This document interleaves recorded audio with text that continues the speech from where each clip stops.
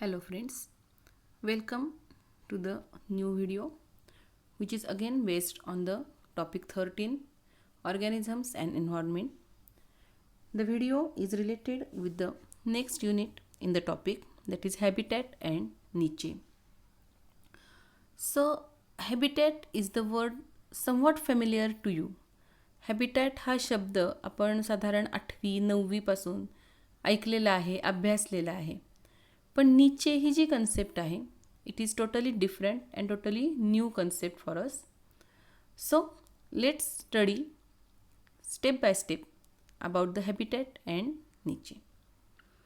So या व्हिडिओमध्ये आपण हॅबिटॅट आणि नीचे ह्या दोन कन्सेप्टचा अभ्यास करणार आहोत. सो हॅबिटॅट हा शब्द आपल्याला जरा माहितीतला आहे. The place where an organism lives. असं ठिकाण इकोसिस्टीममधली अशी एखादी प्लेस की जिथे एखादा organism, it may be plant, it may be animal, it may be microorganism also. So it lives in that ecosystem. The place where it lives, it is called as habitat.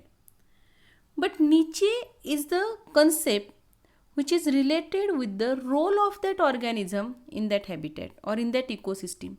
एखाद्या प्राण्याचा, एखाद्या वनस्पतीचा त्या इकोसिस्टीममध्ये काय role आहे, त्या हॅबिटॅटमध्ये राहत असताना त्याच्या बाजूला असणारे जे फिजिकल फॅक्टर्स आहेत, काही अबायोटिक कंपोनंट्स आहेत, काही केमिकल फॅक्टर्स आहेत किंवा इतर बायोलॉजिकल फॅक्टर्स आहेत, अदर ऑर्गॅनिझम्स आहेत, त्याच्यासोबत त्याचं बिहेवियर पॅटर्न कसं आहे, त्याच्या इटिंग हॅबिट्स कशा आहेत, त्याचं ॲडॅप्टेशन कसं आहे त्या हॅबिटॅटमध्ये सर्वाईव्ह होत असताना, ह्या सगळ्या गोष्टींचा एकत्रित अभ्यास आपण नीचे ह्या कन्सेप्टमध्ये करत असतो.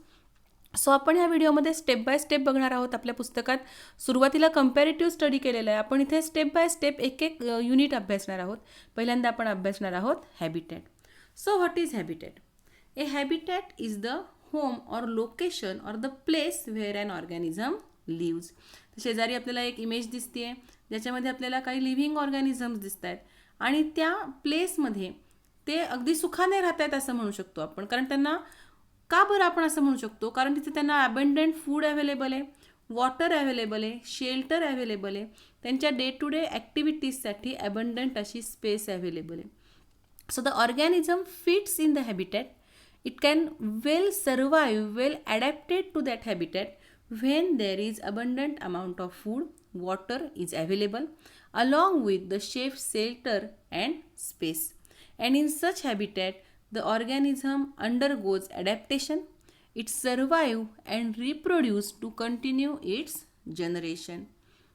So, a habitat is nothing but a physical space of an organism where the organism lives with other living organisms or with some non-living factors present in the ecosystem, present in that habitat. आपल्याला वर एक image दिसते ज्याच्यामध्ये आपण aquatic ecosystem दाखवलेली आहे, aquatic habitat दाखवलेली आहे असं आपण म्हणूयात. अनेक ॲक्वॅटिक ऑर्गॅनिझम्ससाठी ही सुटेबल हॅबिटॅट आहे. इथे आपल्याला प्लांट्स दिसत आहेत, ॲनिमल्स दिसत आहेत, बरोबर आहे. आणि त्याचबरोबर त्यांच्या लाईफस्टाईलला किंवा त्यांच्या लिव्हिंगसाठी, त्यांच्या सर्व्हायवलसाठी फेवर करणारे अनेक फॅक्टर्स, अबायोटिक फॅक्टर्ससुद्धा आपल्याला इथे दिसून येतात. अबंडंट सनलाईट आहे, अबंडंट वॉटर आहे, स्पेस अवेलेबल आहे, त्याचबरोबर रॉक्स असेल, वुडन फ्लेक्स असतील, असे काही सुटेबल असे अबायोटिक फॅक्टर्स आपल्याला इथे दिसून येत आहेत. And there is continuous interaction between these biotic and abiotic components which help them to survive. कधी कधी आपल्याला असं वाटू शकतं की अबायोटिक कंपोनंट कशासाठी आहेत? अबायोटिक कंपोनंट्स हे इंटरॅक्शन्ससाठी. त्याच्यावर आपण पहिल्या व्हिडिओमध्ये याच्यावर चर्चा केलेली आहे की अबायोटिक फॅक्टर्स का इम्पॉर्टंट आहे आणि नेक्स्ट व्हिडिओमध्ये सुद्धा ह्याबद्दलची चर्चाही होणार आहे. Okay, so there are certain factors which affect the presence of organisms in the habitat. एखाद्या हॅबिटॅटमध्ये ऑर्गॅनिझम्सचं प्रेझेन्स, त्यांचं अस्तित्व हे कशावर अवलंबून आहे? It mainly depends on the sunlight available. Availability of light हा एक मेन फॅक्टर आहे. त्यानंतर range of temperature, type of the soil present and presence of the moisture or water. So all these are the important factors which affect the presence of an organism. Okay, then Along with these factors, there are certain abiotic or topographic factors. Please note the word topographic factors. Now, what is mean by topographic factors?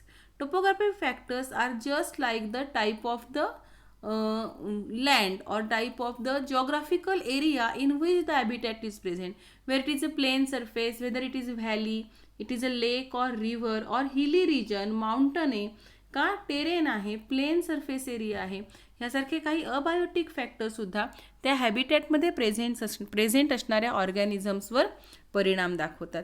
बरोबर आहे. आपण इमॅजिनसुद्धा करू शकतो की आपण नजरेसमोर आणा, एखादी व्हॅली आहे, बरोबर आहे, आणि एखादा प्लेन सरफेस आहे, दोन्हीमधले सुद्धा तुम्ही बायोटिक आणि अबायोटिक फॅक्टर इथे कन्सिडर करू शकता. And in this way abiotic factors, that means topographic factors, affect the presence of organisms. And these all factors, that means rainfall, annual rainfall असेल, टेम्परेचर असेल, soil type असेल किंवा काही topographic factors असतील, all these factors helps in determining the presence of particular type of species in that environment. एखाद्या एन्व्हायरमेंटमध्ये कुठल्या प्रकारच्या species आपल्याला दिसून येणार आहेत जास्तीत जास्त, हे त्या सगळ्या फॅक्टर्सवर अवलंबून असतं. Then different habitats are present on the earth. माझ्यामध्ये काय काय आहे तर ओशनसारखी हॅबिटॅट आहे, डेझर्ट हॅबिटॅट आपल्याला दिसून येते, फॉरेस्ट असेल, ग्रासलँड असेल. इथे आता एक पॉन्ड हॅबिटॅट मी दाखवलेली आहे. ह्या इमेजमध्ये पॉन्ड हॅबिटॅटच आपण थोडीशी वाईड ब्रॉड मॅनरने अभ्यासणार आहोत, की इथे तुम्हाला दिसून येतं आहे की inside the pond there are different animals, different insects. मग ह्याच्यामध्ये वॉटर बिटल आहे, ब्लडवर्म आहे, स्नेल्स आहेत, लीच आहेत, बरोबर आहे, काही वॉटर स्कॉर्पियन आहेत, लार्व्हा आहे, अर्थ्रोपोडा मॉस्किटोची, अर्थफॉर्म दिसून येतं आहे, नीम किंवा पॉन्ड स्नेल इथे दिसून येत आहेत. सरफेसवर आपल्याला पॉन्ड स्कॅटर दिसून येत आहेत आणि ह्या सगळ्यांवर आपली उपजीविका, आपलं पोट भरणारे काही मॉस्किटोज असतील, ड्रॅगन फ्लाय असतील. सो अशा वेगवेगळ्या वेगवेगळ्या हॅबिटॅट्स आपल्याला इथे दिसून येतात. So mainly habitats are broadly classified into two types, terrestrial habitat and aquatic habitat. मग टेरेस्ट्रियलमध्ये डेझर्ट हॅबिटॅट आली, माउंटन आली, ग्रासलँड आली. ॲक्वॅटिक असेल तर ओशन किंवा पॉन्ड्स आली. ह्या टेरेस्ट्रियल हॅबिटॅटमध्ये आपल्याला अजूनही काही हॅबिटॅट दिसून येतात. त्याच्यामध्ये आपल्या पुस्तकामध्ये उल्लेख केलेली एरियल हॅबिटॅट आहे. When organism lives in air, flying in the sky, त्यांच्या हॅबिटॅटला आपण काय म्हणतो, एरियल हॅबिटॅट. थोडक्यात पक्ष्यांची जी हॅबिटॅट आहे त्याला आपण एरियल हॅबिटॅट असं म्हणतो. टेरेस्ट्रियल हॅबिटॅट, जमिनीवर राहणारे प्राणी आहेत, जमिनीवर वास्तव्य करणारे प्राणी आहेत, त्यांची हॅबिटॅट टेरेस्ट्रियल हॅबिटॅट असं म्हणतो. Arboreal habitat, the animals okay which lives on the tree, झाडावर राहणारे जे प्राणी आहेत त्यांच्या हॅबिटॅटला आपण अर्बोरियल हॅबिटॅट असं म्हणतो. मंकीज या कॅटेगरीमध्ये येतात प्रामुख्याने. Aquatic habitat, you are well known with it, की वॉटरमध्ये राहणारे जे प्राणी आहेत त्यांची हॅबिटॅट जी आहे ही ॲक्वॅटिक हॅबिटॅट म्हणून कन्सिडर केली जाते. मग फक्त असे ढोबळमानाने मोठ्या संख्येने दिसून येणारे, मोठा जिओग्राफिकल एरिया ॲक्वायर करणाऱ्याच हॅबिटॅट असतात का, तर नाही. There are certain very small or specialised habitat also. Okay, larger एरियामध्ये असणारी पण लार्जर हॅबिटॅटमधली जेव्हा स्मॉल पार्ट एखाद्या प्राण्यांनी किंवा वनस्पतींनी ऑक्युपाय केलेला आहे, व्यापलेला आहे, तेव्हा त्या हॅबिटॅटला आपण मायक्रो हॅबिटॅट असं म्हणतो. Okay, it is mainly related with the weekly motile organisms or sedentary organisms. जे सेडेंटरी आहेत, हालचाल करत नाहीत जास्त, किंवा वीकली मोटाईल, अगदी कमी प्रमाणात हालचाल दाखवतात, असे जे प्राणी आहेत ह्याच्यामध्ये काही बीटल्स असतील, कॅटरपिलर असतील, बरोबर आहे, काही वर्म्स असतील, ह्या सगळ्यांची हॅबिटॅट आपल्याला कशी दिसून येते, तर it is called as micro habitat. So micro habitat it is nothing but a small specialised habitat within a larger habitat. Larger हॅबिटॅटमध्ये असणारी एखादी स्मॉलर हॅबिटॅट आहे त्याला आपण मायक्रो हॅबिटॅट असं म्हणतो. इथे आपल्याला एक एक्झाम्पल दिसतंय, caterpillar snacking on the leaves fallen from the tree in the garden. गार्डनमध्ये झाडांचा पालापाचोळा पडलेला आहे आणि त्याच्या खाली किंवा त्याच्यावर राहणारा एखादा कॅटरपिलर आहे, एखादा नाकतोडा आहे, तर त्याची हॅबिटॅट जी आहे ही काय आहे, मायक्रो हॅबिटॅट म्हणून कन्सिडर केली जाते. ओके, सो आपण हॅबिटॅट पाहिलं, फॅक्टर्स अफेक्टिंग हॅबिटॅट पाहिलं, डिफरंट टाईप्स ऑफ हॅबिटॅट पाहिले आणि मायक्रो हॅबिटॅट ही कन्सेप्टसुद्धा आपण अभ्यासलेली आहे. आता पुढच्या भागामध्ये आपण अभ्यास करणार आहोत एका नवीन कन्सेप्टचा, that is nothing but the niche. नाव what is this niche? Niche is nothing but the organism's role in the ecosystem. त्या इकोसिस्टीममध्ये त्या ऑर्गॅनिझमचा रोल काय आहे, म्हणजे काय, रोल म्हणजे कुठल्या अनुषंगाने रोल, तो काय खातो, कुठे राहतो आणि तो तिथे काय करतो. तो प्रोड्युसर आहे, तो कंझ्युमर आहे, मग कंझ्युमर आहे तर तो प्रायमरी सेकंडरी टर्शरी कंझ्युमर आहे, तो डिकम्पोजर आहे तर तो कशा पद्धतीने डिकम्पोजिशन करतो, कशाचं डिकम्पोजिशन करतो, त्याच्यामधून काही इकॉनॉमिकल बेनिफिट्स निसर्गाला मिळत आहेत का, ह्या सगळ्याचा विचार ज्या कन्सेप्टमध्ये केला जातो त्याला नीचे असं म्हटलं जातं. द टर्म नीचे was first describe by J. Grinnell, but up till now the clear-cut concept of the Nietzsche is not much understand. So let's study about the Nietzsche. Up till now we have studied about the habitat. You know that habitat is a place in which organism lives. Okay. For example, a frog lives near a pond-like habitat. एखाद्या तळ्याच्या काठी राहणारा बेडूक आहे. आपण काय म्हणू, बेडकाचे habitat काय आहे तर ती pond. But what is it's नीचे? Its niche is nothing but the role or the job of an organism within that ecosystem. त्या इकोसिस्टीममध्ये त्या बेडकाचा रोल काय आहे, जसं the frog it's insects and the frog it self is eaten by small animals and birds. बघा इथे दोन गोष्टी आहेत, आपण 10वीत पण हे शिकलेलो आहोत. फ्रॉग काय करणार आहे, आजूबाजूचे आळ्या, कीटक, किडे ह्यांच्यावर जगणारे. पण फ्रॉगवर जगणारा म्हणजे फ्रॉग झाला प्रायमरी कंझ्युमर असं आपण त्याला म्हणूयात, बरोबर आहे. आणि सेकंडरी कंझ्युमर, सेकंडरी कंझ्युमर. आणि या सेकंडरी कंझ्युमरला खाणारे इथे काय आहेत, काही स्मॉल ॲनिमल्स किंवा बर्ड्स आहेत जे आपल्यासाठी काय आहेत, टर्शरी कंझ्युमर्स आहेत. So this is the role, this is the niche. Now again we explain this concept in some wide manner. So here we will learn about the role of the frog in the ecosystem. Or here we are observing in this image the beetle rolling the faecal ball. एक शेणाचा ball आहे वाळलेला आणि तो एका बिटलकडून हळूहळू पुढे ढकलत नेतोय. ही दोन्हीही दृश्य आपण निसर्गामध्ये नेहमी बघतो. ना what is the ecological niche of that beetle? Okay, the ecological niche describes the functional position of organism in the environment. It comprises its habitat. पहिली गोष्ट तो कुठे राहतो, तर शेणाच्या गोळ्याच्या किंवा शेणाच्या बॉलच्या आधाराने तो राहतो. Okay, then at which time, which period of the day it is if active, day टाईमला ॲक्टिव्ह आहे का नॉक्टर्नल आहे, नाईट टाईमला ॲक्टिव्ह आहे. ओके, का डायर्नल आहे, डे आणि नाईट टाईम दोन्हीही वेळेला तो आपलं अन्न शोधण्यासाठी बाहेर पडतो आहे. अशा पद्धतीचे पॅटर्न हा त्याच्यामध्ये इन्क्लूड होतो. आणि दुसरी गोष्ट रिसोर्सेस, त्याला खायला जे अन्न लागणार आहे तो त्या इकोसिस्टीममधून, त्या हॅबिटॅटमधून कशा पद्धतीने मिळवणार आहे. Okay, habitat is the small part of the ecosystem. Ecosystem wide branch आहे, वाईड अस्पेक्ट आहे की ज्याच्यामध्ये बायोटिक आणि अबायोटिक दोन्ही फॅक्टर आपण कन्सिडर करतो. हॅबिटॅटमध्ये आपण फक्त राहण्याची जागा म्हणून हॅबिटॅट या शब्दाचा उल्लेख करतो. आणि मग त्या हॅबिटॅटमध्ये राहण्यासाठी ॲडॅप्टेशन्स कशा प्रकारे त्या प्राण्यात झालेत हे आपल्याला इथे दिसतं. आपण हेच उदाहरण पुन्हा एकदा बार्किंग ट्री, झाडाच्या फांद्यांवर राहणारे जे बेडूक आहेत, बरोबर आहे, त्या फ्रॉगच्या संदर्भामध्ये आपण अभ्यास करणार आहोत. सो त्याची हॅबिटॅट आपल्याला इथे दिसून येते की वुडेड रिजन जे आहेत किंवा वेटलँड्स जे आहेत इथे त्याची हॅबिटॅट आपल्याला दिसून येते. बिहेवियर पॅटर्न काय दिसून येतो, it is often found in trees or in the burrows, बिळामध्ये राहत आहेत. आणि barking call attracts mates. Okay, त्याच्याकडे स्पेशल ॲबिलिटी आहे, स्पेशल ॲडॅप्टेशन आहे की मेट्सना अट्रॅक्ट करण्यासाठी त्याच्याकडे काय आहे, ठराविक पद्धतीने ओरडण्याची क्षमता आहे, स्पेशल व्होकल कॉर्ड्स आहेत. फीड्स ऑन स्मॉल इन्सेक्ट्स, आत्ताच सांगितलं. Eaten up by birds, snakes, raccoons etcetera. आणि इम्पॅक्ट ऑन इकोसिस्टीम, अतिशय महत्त्वाची गोष्ट, इकोसिस्टीमवरचा त्याचा इम्पॅक्ट काय आहे, त्याची रोल काय आहे. It limits number of insects. बघा, इन्सेक्ट काउंट जो आहे त्याला लिमिट करायचं आहे, त्याला कंट्रोलमध्ये ठेवण्याचं काम फ्रॉग करतो. It aerates the soil and serves as a food source too. बरोबर आहे, जे त्याचे प्रिडेटर्स आहेत त्यांच्यासाठी हा काय आहे, फूड सोर्स आहे. सो मला असं वाटतं की तुम्हाला नीचे ही कन्सेप्ट जरा लक्षात आली असेल. त्या प्राण्याचा, त्या ऑर्गॅनिझमचा त्या हॅबिटॅटमध्ये असणारा रोल, त्याचं बिहेवियरल पॅटर्न, त्याची इटिंग हॅबिट्स, त्याच्यामध्ये झालेले ॲडॅप्टेशन्स, त्याचा कंझ्युमर म्हणून असणारा रोल, बरोबर आहे, ह्या सगळ्याला एकत्रितरित्या आपण काय म्हणतो, इकॉलॉजिकल नीचे असं म्हणतो. सो व्हाय इकॉलॉजिकल नीचे is important?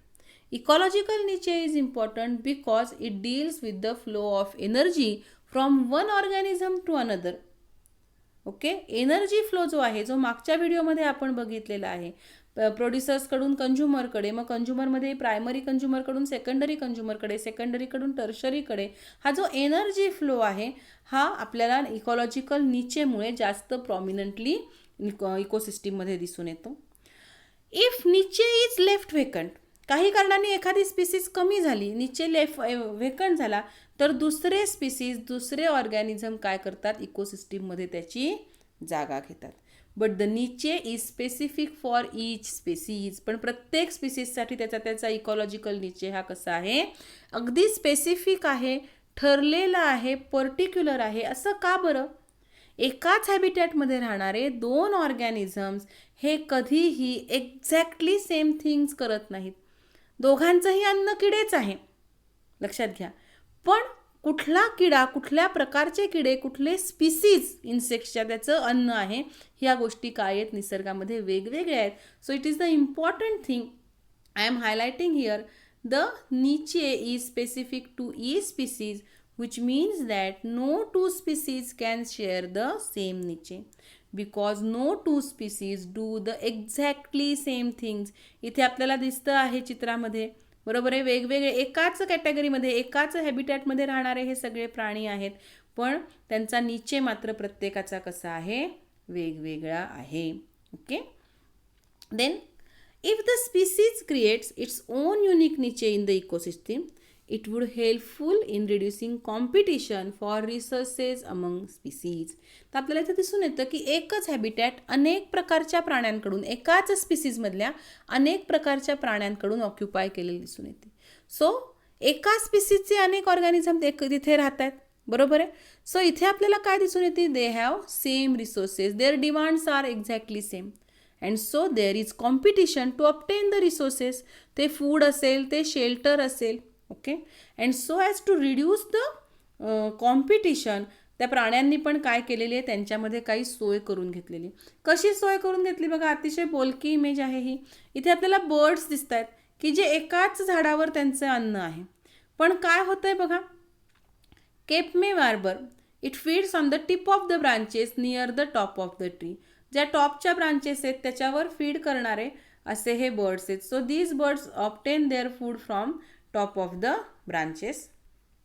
Then yellow rumped warbler, okay, it is also warbler, so it feeds on the lower part of the tree, okay. And the another species of the warbler, it feeds on the middle part of the tree. So these birds living in the same habitat but their eating habits are different. habits म्हटलंय सवयी खाण्याच्या. अजून एक छोटं सोपं example घेऊयात, okay. बर्ड्सच example घेऊयात. आता जरा आपल्या एरियामधले बर्ड्स घेऊयात. सम बर्ड इट्स ओनली इन्सेक्ट, काही पक्षी फक्त किडे खातात, काही फक्त फ्रूट्स खातात, काही फक्त ग्रेन्स खातात, आणि काही दोन्हीही खातात. So birds living in the same habitat differ in their niche because of their different eating habits. Habitat एक आहे पण त्यांचा निचे कसा आहे, वेगवेगळा आहे. ह्याच्यामुळं फायदा काय होतं, it helps to reduce the competition for the same resources. एकाच रिसोर्सवर सगळे स्पीसीजमधले मेंबर्स जे आहेत हे अवलंबून राहत नाहीत. It reduces the competition, okay. So there are different types of niche. There are 3 types of niches which are mainly found. The first type it is called as spatial or habitat niche. त्याच्या नावातच त्याचा अर्थ आहे habitat निचे. That means दिस निचे deals with the study of physical space occupied by the organism. कुठलं organism कुठल्या प्रकारची हॅबिटॅट ऑक्युपाय करतो, कुठल्या प्रकारची फिजिकल स्पेस ऑक्युपाय करतो, ह्याच्यावर अवलंबून हॅबिटॅट निचे आहे. सो इथे आपल्याला एक चित्र दिसतं आहे. इथे फ्लेमिंगोज आहेत काही, which feed on the small molluscs, crustaceans, okay, which are obtain from the mud. जी दलदलीचा प्रदेश आहे, एखाद्या नदीच्या सरोवराच्या खाली असणारा, त्याच्यामध्ये असणारे काही क्रस्टेशियन्स असतील किंवा काही जलचर असतील, त्यांच्यावर हे पोट भरतात. Ducks feed on the tipping tail up to which reach to aquatic plants, seeds, snails and insect. हे जे डक्स आहेत ते थोडेसे वरच्या भागामध्ये त्यांचं अन्न मिळवतात. त्याच्यानंतर पुढचे जे ॲव्हॅसिड्स आहेत, आता हे सगळे थोडेसे परदेशामधले पक्षी आहेत, आपल्याला इथे त्याचा अर्थ समजून घ्यायचा आहे. हे काय करतायत बघा, दे स्मॉल मरीन इन्व्हर्टिब्रेट्स किंवा seeds by sweeping their bills. त्यांच्या चोचीमधून पडलेले काही ग्रेन्स वगैरे आहेत की जे शॅलो वॉटरमध्ये तरंगत आहेत, त्यांच्यावर हे आपला उदरनिर्वाह करतात, बरोबर आहे. त्यानंतर oyster catchers, they pry open bivalve shells with their knife like bills and probe sand for worms and crabs. सँडमध्ये, वाळूमध्ये असणारे जे काही वर्म्स आहेत, क्रॅब्स आहेत, त्याच्यावर हे पोट भरतात. इथे सुद्धा काही आपल्याला पक्षी दिसत आहेत की जे ग्रासलँड हंटिंग आहेत आणि जे हंट कुणासाठी करतात तर इन्सेक्ट आणि स्मॉल इन्व्हर्टिब्रेट्सची शिकार करून त्यांच्यापासून आपलं अन्न मिळवतात. सो वेगवेगळ्या पृष्ठभागावर हे प्राणी काय करत आहेत, राहत आहेत, रिसाइड करतायत आणि सर्वाईव्ह होतात. So such type of niche it is called as habitat निचे.